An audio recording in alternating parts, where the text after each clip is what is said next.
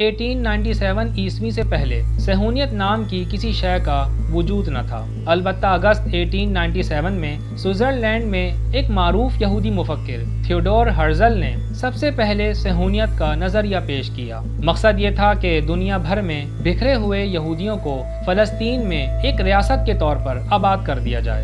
اس لیے Theodore Herzl کو تحریک صہیونیت کا بانی کہا جاتا ہے۔ نئی ریاست کے حصول کی جدوجہد کے دوران ایک مرحلہ ایسا بھی آیا جب اس وقت عظیم طاقت برطانیہ نے تھیوڈور کو افریقی ملک یوگینڈا بطور وطن پیش کیا، لیکن صہیونیوں کی اکثریت نے اس ملک کو مسترد کر کے صرف فلسطین کے حصول ہی کو اپنی منزل قرار دیا۔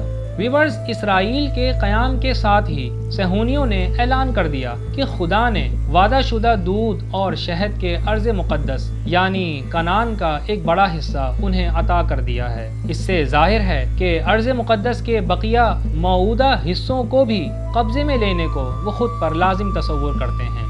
آج کے دور میں ایک جدید اسرائیلی ریاست کے قیام کے بعد اسرائیل ان کے لیے ایک جنت کی حیثیت رکھتا ہے، جس کے باعث صہیونیت کا خواب نصف حد تک ضرور مکمل ہو گیا ہے۔ وہ خواب جو پورا ہوا یہ تھا کہ انہیں صہیون کی جانب واپس جانا ہے۔ صہیون یا زیون یروشلم میں موجود ایک پہاڑ کا نام ہے جس پر بیٹھ کر یہودی روایتوں کے مطابق حضرت داؤد علیہ السلام حکومت اور عبادت کیا کرتے تھے۔ اس کے بعد دنیا بھر کے یہودی جہاز بھر بھر کے فلسطین پہنچنے لگے۔ یہودیوں کا قدیم عقیدہ ہے کہ اگر بیرون وطن یہودی اپنے پرآسائش گھروں کو چھوڑ کر یروشلم میں آ کر بڑی تعداد میں رہائش اختیار کر لیں تو مسیحا کی آمد کا وقت تیزی سے قریب آ جائے گا۔ انہیں یہ بھی یقین ہے کہ صہیون کے ماتم گساروں کی عبادت خدا کو مجبور کر دے گی کہ وہ مسیحا کو جلد بھیج دے اور یروشلم کو صرف اور صرف یہودیوں کا شہر قرار دلوا دے۔ محترم سامعین، اسرائیل اور یروشلم 3000 سال پہلے حضرت داؤد علیہ السلام کے دور سے ہی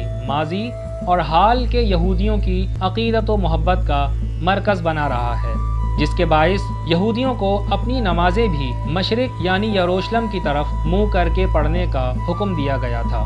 آج بھی جب وہ اپنا یوم کفارہ مناتے ہیں تو یہ دعا لازمی پڑھتے ہیں کہ اے خدا اگلا سال یروشلم میں۔ اسی طرح شادی کے دن ایک مخصوص خیمے میں دلہا وہاں موجود شیشے کا ایک گلاس توڑتا ہے، جس کا مطلب یروشلم کے اولین ہیکل کی بربادی کا سوگ منانا ہے۔ یروشلم میں برباد شدہ ہیکل کی تعمیر نو یہودیوں کی زندگی کی سب سے بڑی تمنا ہے۔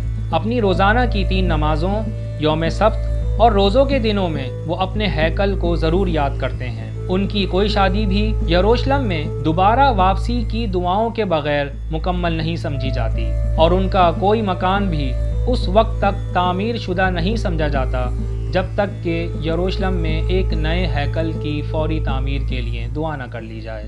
14 مئی 1948 عیسوی کو صہیونی ریاست اسرائیل کے قیام کے بعد اگرچہ صہیونیت کا ایک بڑا مقصد حاصل کر لیا گیا ہے، تاہم تحریک صہیونیت کے دیگر مقاصد اب تک تکمیل کے منتظر ہیں، یعنی تمام دنیا پر صرف یہودیوں کی حکومت اور دیگر تمام مذاہب کا خاتمہ۔